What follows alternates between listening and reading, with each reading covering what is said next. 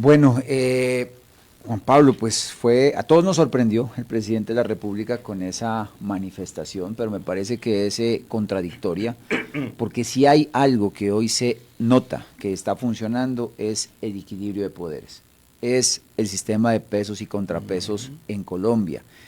Es que si alguna de las ramas del poder público excede los parámetros del Estado de Derecho, pues tienen que venir otras a controlarla.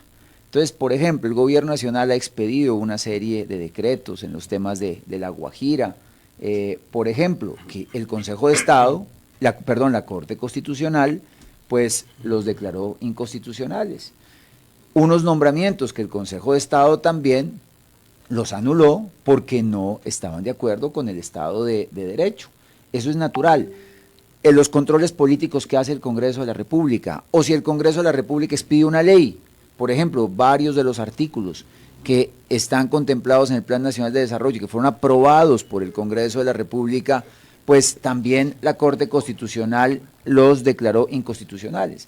Entonces, este es un sistema de pesos y contrapesos que le da estabilidad a un Estado y no se puede pretender que porque no se logra avanzar en una serie de reformas, precisamente porque hay una incapacidad muy alta de poder concertar, poder escuchar a todos los actores, entonces ahora la Constitución no sirve y hay que hacer un cambio.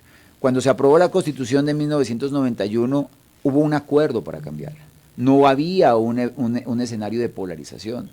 Hoy, en un escenario de polarización, es muy riesgoso modificar una constitución política, porque si llegáramos a ese escenario sería una constitución pensada en una ideología, no en una constitución pensada en unos acuerdos y en unas consideraciones nacionales.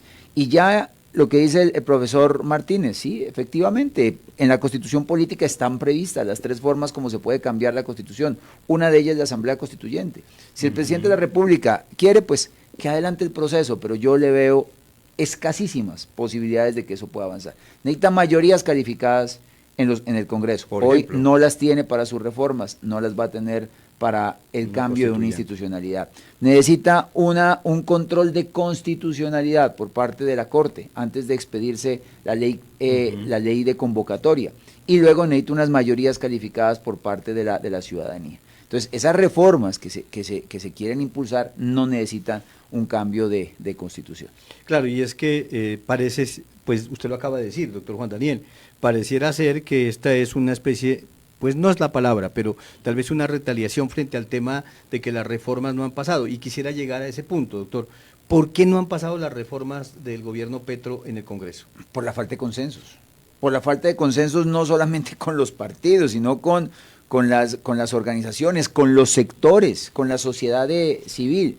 Cuando usted a una reforma, ¿sí?, le introduce un componente ideologizante, la reforma laboral, ¿sí?, usted quiere enfrentar de alguna manera a trabajadores y a sindicatos con empleadores, eso no pasa. Claro, ¿sí? Eso no pasa. Entonces, obviamente necesitamos reivindicar condiciones laborales, pero sin asfixiar el aparato productivo y sin perseguir a los empleadores.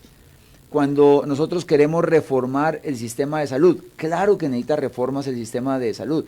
Aquí es falso cuando uno dice que no hay una salud preventiva y predictiva, la hay. El problema es que ese modelo de salud no lo hemos logrado llevar como país y es una falla a los sectores más alejados, ¿sí?, más dispersos, a esa Colombia profunda. Pero hoy, con el modelo de aseguramiento que propone el gobierno nacional, pasar a un aseguramiento social, ese sistema es insostenible. ¿Sí? Claro, y eso económicamente es imposible sostenerlo. Eso, y nosotros... Así fue como el gobierno y qué pena tener que ponerlo como ejemplo, pero así fue como el gobierno del presidente Maduro y antes de Chávez fracasaron. Y eso, mire, garantistas a morir y con una gran cantidad de subsidios y eso, no aguantó el Estado. Y eso no nos lo estamos inventando nosotros, lo dice una cantidad de organizaciones que conocen de manera técnica y financiera incluso desde fuera del país, el sistema de salud, ¿sí?, de salud. Entonces, esa falta de consensos es lo que ha llevado a que no se logren las mayorías en algunos temas. Mire, tema de paz total. Al comienzo teníamos unas prevenciones grandes. Sí. Le dijimos al gobierno nacional, no podemos nosotros como conservadores aprobar que se le permita negociaciones políticas a las disidencias de las FARC, que se le den facultades al presidente de la República para suspender las órdenes de captura, ¿sí? de disidencias y de quienes hoy forman parte de la primera línea y que están capturados, para que el gobierno nacional mediante decreto expida toda la ley de sometimiento a la justicia. Gobierno, retire eso. El gobierno lo retiró y lo aprobamos. Entonces, cuando hay consenso se logra avanzar en una agenda nacional, Luis Emilio. Doctor Juan Daniel, nos dice un líder comunitario exactamente lo siguiente. Dice, preguntarle al doctor Juan Daniel, dice, porque el gobierno actual siempre está buscando a quién culpar. Debe reconocer la incapacidad administrativa y de gestión para sacar adelante sus iniciativas y políticas propuestas. Esto no es de capricho, sino de gobernabilidad, nos dice el oyente. Es que, mire, lo hemos hablado ya con varios congresistas, incluso del pacto histórico, ¿sí? Y es, ¿por qué el gobierno, ¿sí?, no logra identificar frente a temas de salud aquellos temas en los que ya hay acuerdos, en los que los partidos no tienen ningún tipo de resistencias, en los que las sociedades científicas no tienen ningún tipo de resistencias? Impulsemos una ley que recoja todos los temas que están acordados. Y sobre los temas que no están acordados, pues se siguen construyendo, se siguen aterrizando, se sigue avanzando. Pero al mismo tiempo, reformas estructurales en pensiones, en salud, en lo laboral, hombre, eso es muy complicado que querramos prácticamente refundar un país. Y cierto, el presidente de la República salió elegido con unas banderas sociales, pero no se le puede olvidar a él ni quienes lo apoyan, ¿sí?, que él ganó con 700.000 votos, ¿sí? Entonces, hoy no, si bien es cierto hay que cumplir un programa de gobierno, pero pensando en los intereses de todos los colombianos, no solamente de los 11 millones de electores que lo acompañaron al presidente Petro en un proceso democrático que le permite hoy ser presidente de la República y presidente de la República pues por cuatro años. Esa es la democracia y hay que entenderla y aceptarla. Claro, doctor.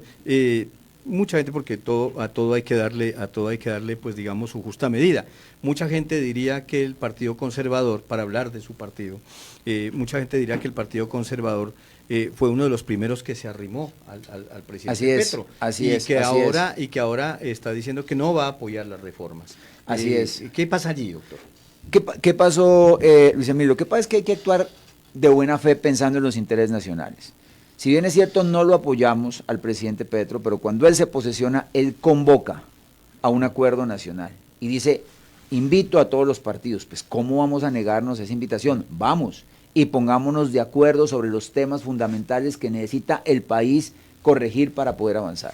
Pero cuando ya en el trámite de las agendas legislativas vemos que lo que se busca es imponer ideología, ¿sí?, es llenar de ideología las reformas, no permitir que los partidos puedan tener algunas consideraciones para modular esas iniciativas, pues obviamente los partidos empiezan a retirarse. Claro. Y uno de ellos pues fue el partido conservador. ¿Esto no es de mermeladas? No, esto no es de mermeladas, lo que pasa es que en un país político pues esa es la lectura que desafortunadamente siempre se da desde afuera, ¿sí? Desde afuera. Pero no, esto es de convicción, esto es de principio, esto es de pensar en los intereses del país, cómo el Partido Conservador va a apoyar una serie de iniciativas que, de acuerdo con estudios técnicos, minuciosos, documentados, nos dicen que el modelo de salud pues no es sostenible, que genera incertidumbre, que pone en riesgo la prestación de los servicios, que la salud tiene todo por corregir, ¿sí?, pero no bajo el cómo que propone el gobierno nacional. Y lo mismo en materia de pensiones, y lo mismo en materia laboral. Lo laboral, un día, ¿cuál fue el primer cuestionamiento del partido? Al encarecer la generación de empleo, automáticamente va a haber más informalidad, más desempleo. La ministra del Trabajo en su momento dijo, no, es que esta no es una reforma para crear empleo ni para disminuir la informalidad. Y luego en un discurso dice todo lo contrario, ¿sí? Y hoy, ¿cuál es la situación que nosotros vemos a raíz del pronunciamiento que hizo el presidente de la República? En estos 2 años que quedan de gobierno, ¿cuál va a ser la agenda política? ¿Las reformas sociales o hablar de una constituyente? Entonces, es un discurso que le hace daño al país porque nos polariza, ¿sí? Nos polariza, genera incertidumbre, y cuando hay incertidumbre, pues hombre, la inversión se va al piso. Claro. La inversión nacional se va para otras partes, la inversión internacional no piensa en Colombia, y eso no va, y eso afecta obviamente el empleo, la productividad. Entonces, el peor escenario en que nosotros podemos caer como país, como cualquier país, pero en este caso Colombia, es profundizar la polarización, y más con los problemas de deterioro del orden público que tenemos hoy en el país. Entonces, es el momento de pensar con calma, de tener tranquilidad, de convocar a todos los sectores políticos y pongámonos de acuerdo en mirar cómo disminuimos esa polarización y cómo realmente pues trabajamos por ponernos de acuerdo en los temas en los que el país necesita avanzar. Doctor Juan Daniel Peñuela, muy amable, mil gracias, representante de la Cámara, éxitos en ese trabajo legislativo, doctor Peñuela, y un buen día para usted. Gracias, Juan Pablo, un saludo para usted, Luis Emilio, y a quien está en la mesa compartiendo. Un feliz día. Muchas gracias.